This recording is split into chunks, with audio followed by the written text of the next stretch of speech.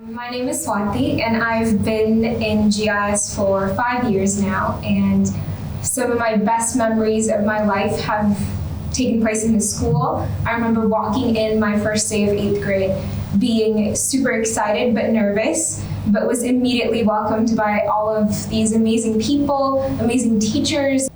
Well, the IB curriculum, you'll hear from many students, is quite rigorous.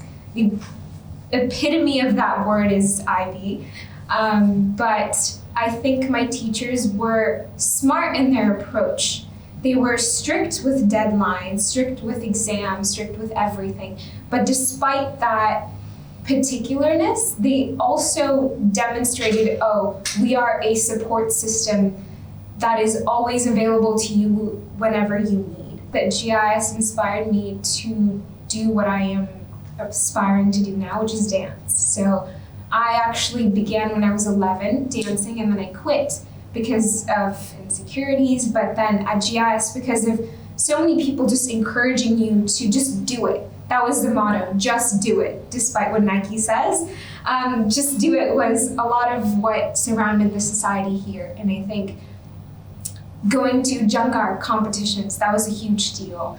And that's what inspired me to realize that, dance is what I want to do. Dance is what I want to do for a living. Performing is quite literally what I was made for. And so that was one aspect that I explored of myself here. And psychology. I had never been exposed to psychology before. Psychology was also something that I found here that I'm also going to be pursuing in university. That was incredibly difficult. I cannot begin to put in words how difficult it was because there was no one for me to share with, or because all of my friends were doing academic things and all of my dance friends in dance class were doing dance things. So there was no one right in the middle, and that was quite difficult. So I would often have long discussions with my friends saying, I don't think I can do this. I think I have to sacrifice one or the other. But they kept saying, just take it one day at a time or 1 minute at a time. And I think the way it worked for me was maybe I didn't go to that movie, maybe I didn't stay on my phone as long, maybe I didn't watch that YouTube video that I was waiting for so long. It was when I'm in school, 101% of my focus is in school.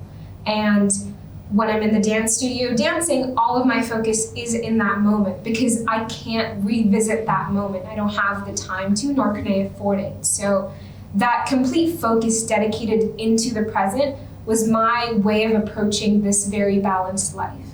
And I pride myself in being the person who listens in class and doesn't necessarily need to spend hours studying the same thing at home. And I think that's a technique that I feel all students should use for themselves in any way.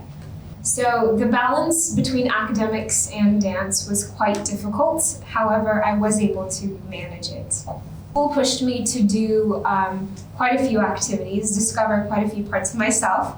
Junkar was one of them. Then annual days. Annual days was like an experience. The entire school was a buzz.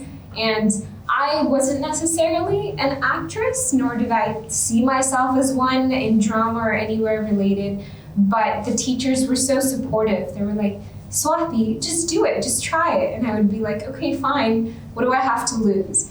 And that experience taught me so many things about myself. It taught me limits I could explore, but I was closing off by myself for myself.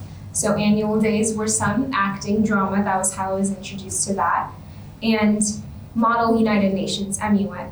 Like I said before, I'm quite a shy person, but MUN debating was something I stepped my foot into, but I found my niche within MUN in press. I was quite the writer. I love English. I love writing articles. So that's how I found MUN to be, something I was interested in as well. So I have but one advice to my juniors, because I'm sure all of the other students will have amazing things to share. It's that don't be afraid to ask for help.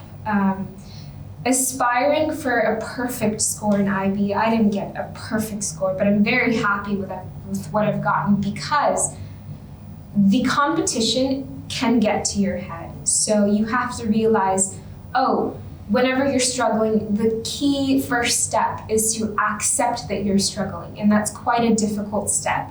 But once you've hit past that hill, then you realize, now I can ask for help. And not being afraid to ask for help is quite important. Asking your teachers, and it doesn't mean, how do I get a 7 in mathematics? No, that's not the way to do it. It's, how do I do this? You ask your friends to do the steps, you ask your teachers, can I take an extra class with you? It's stuff like that. You just have to ask for help, and that's what helped me in the end, because I realized, I struggle with a few things, but I don't have to be struggling if I just asked for help. I'll miss so many things about GIS, but I think I'll miss the constant support, the constant availability, the overwhelming amount of support, for lack of a better word, from friends, from teachers, from faculty. They were always, yes, they were quite busy, but they would give you that second of time that they could spare, and you had to make full use of that time. And I think that's what I will remember most.